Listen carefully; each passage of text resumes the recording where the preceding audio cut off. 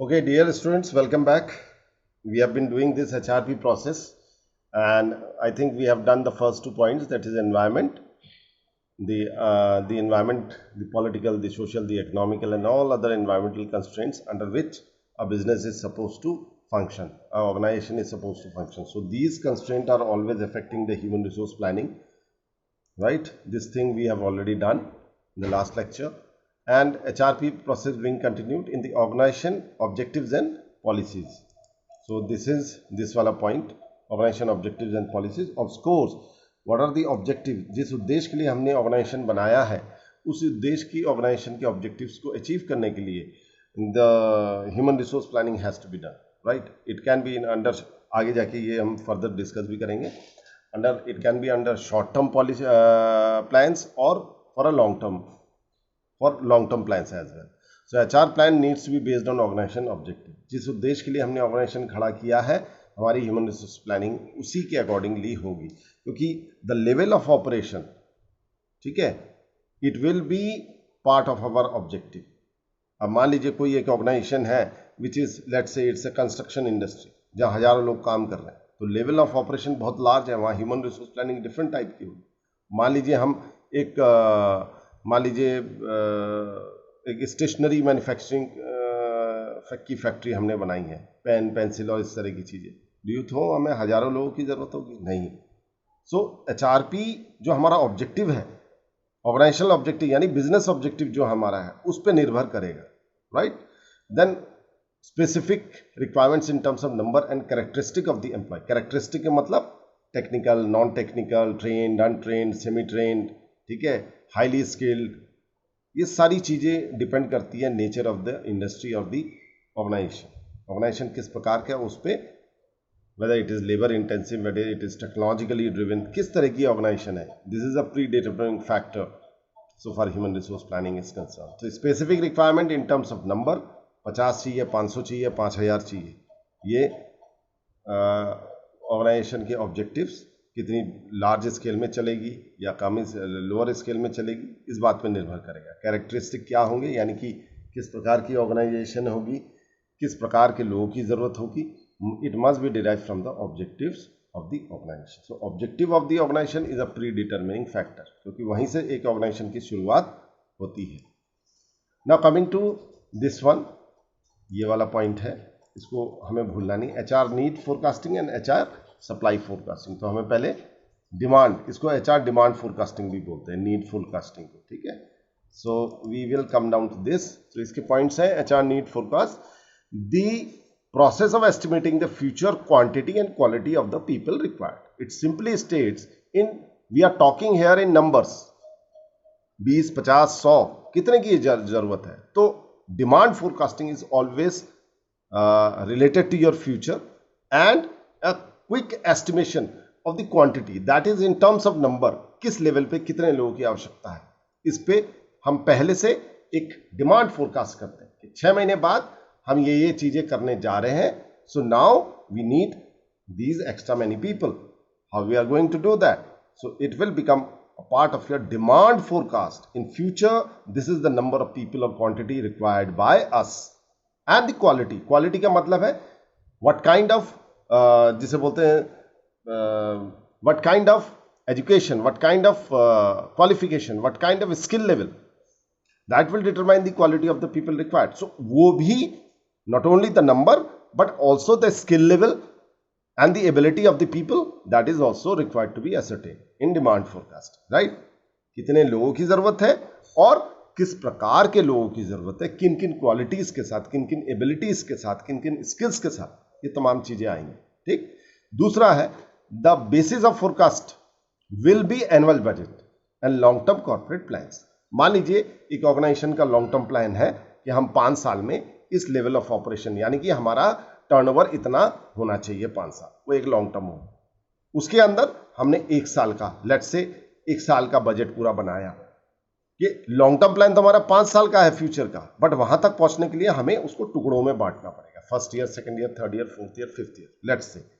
सो annual budget वो determining factor होता है कि एक पर्टिकुलर ईयर में what is the expenditure and how the finances will be available. So this thing has to be ascertained given the operational level of the organization, and based on this we estimate our human resource requirement also. So annual budget allocation अलग अलग चीज़ों के लिए हो सकता है हम नई मशीनें लाएं, हो सकता है हम कुछ डिपार्टमेंट्स और खोल लें, ठीक है। उसी तरह एक सर्टेन बजट एलोकेशन एचआर के लिए भी होगा कि अगर नए लोगों को लाना है, न्यू हायरिंग करनी है, तो उसके लिए हम इतना इतना एलोकेशन कर रहे हैं क्योंकि वो एक्स्ट्रा खर्चा पड़ेगा लोगों को हायर करने के लिए। ये तमाम चीज़ें एनुअल बजट का हिस्सा होता है। तो फोरकास्ट हमारा बेस्ड होता है एनुअल बजट पे, जितना बजट एलोकेशन होगा, क्योंकि ऑलवेज रिमेंबर वन थिंग बच्चों, कि no resources are unlimited, it is only because resources are limited, that's why we apply management techniques in human resource management also, in human resource planning also. This budget constraint is always there. ऐसा नहीं है कि हम 500, 1000, 5000 कितने भी लोगों को higher कर रहे हैं, नहीं।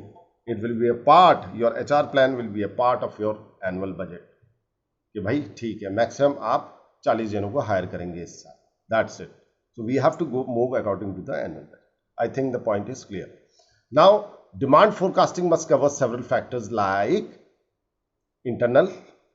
इंटरनल में क्या क्या आएगा, बजट कंस्ट्रेंट, जैसा अभी हमने ऑलरेडी डिस्कस किया कि बजट कंस्ट्रेंट, जैसे मैंने कहा कि कोई भी रिसोर्स अनलिमिटेड नहीं है। तो पैसा, बजट का मतलब है कि हमें चीज़ों को बजट के हिसाब से चलना है, एलोकेशन के हिसाब से चलना है, अनलिमिटेड नहीं है, वो कंस्ट्रेंट रहेगा। ये नहीं कि हम 500 लोगों को हायर कर लेंगे जी, हम बहुत एक्सपेंशन करना है, ऐसा नहीं होता है। उसमें कंस्ट्रेंट है, प्लानिंग में है, तो नेचुरली एचआर प्लानिंग में भी कंस्ट्रेंट रहेगा और बजट कंस्ट्रेंट अकॉर्डिंगली हमें इफेक्ट करेगा। डिमांड फोरकास्टिंग में बजट कंस्ट्रेंट बहुत है। अब वो कंपनी कहती है कि हम भाई 10 लाख रुपए से ज़्यादा खर्चा नहीं करेंगे एचआर पे, न्यू हायरिंग पे, नेचुरली वो एक कंस्ट्रेंट हो गया। देन एम्प्लॉय सेपरेशन, कितने लोग छोड़ के जा रहे हैं, डिमांड फोरकास्टिंग इस पर भी जरूरत है, क्योंकि यह हम ट्रेंड एनालिसिस से पता लगाने की कोशिश करते हैं। एम्प्लॉय सेपरेशन मतलब ऑर्गेनाइजेशन से अलग हो रहे, चाहे वो किसी भी कारण से हो रहे, ठीक है। तो इतने लोग जाएंगे तो हमें इतने नए लोगों की आवश्यकता, if these many people are leaving the organization, then these many people are required to be put in.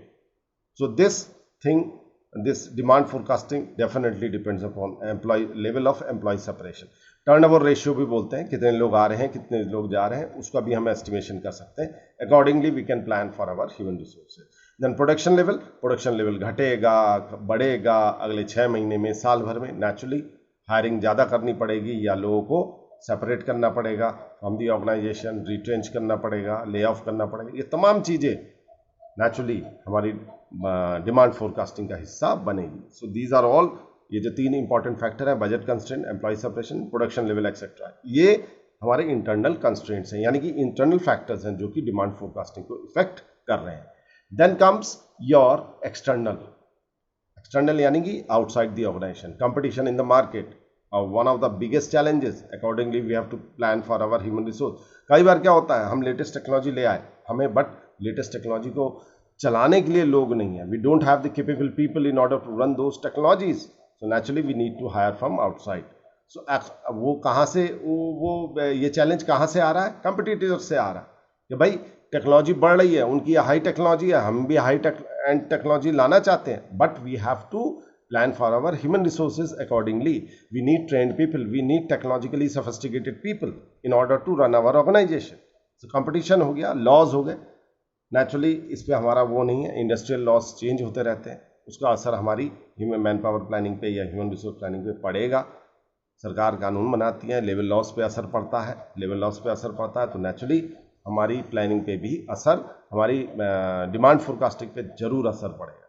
Technological changes, as you know, it's जिसे बोलते हैं continuously running competition in the world for all the organisations of the world, in India, anywhere in the world. ये the technology is getting upgraded more faster than it used to be, let's say 20-25 years ago. So with the changing technology, our organization has to adjust itself. In order to be competitive in the market, it has to adapt to the technologies. And with this, having said that, it also means that we need to plan for our human resource planning freshly. नए तरीके से हमें human resource planning करने की आवश्यकता होती है with the changing technology, क्योंकि hiring pattern, type of people required, skill level of the people required, सारी चीज़ें फास्ट चेंज हो रही हैं, ठीक है। तो I think all this points are clear. So I will end here and we will continue in the next lecture.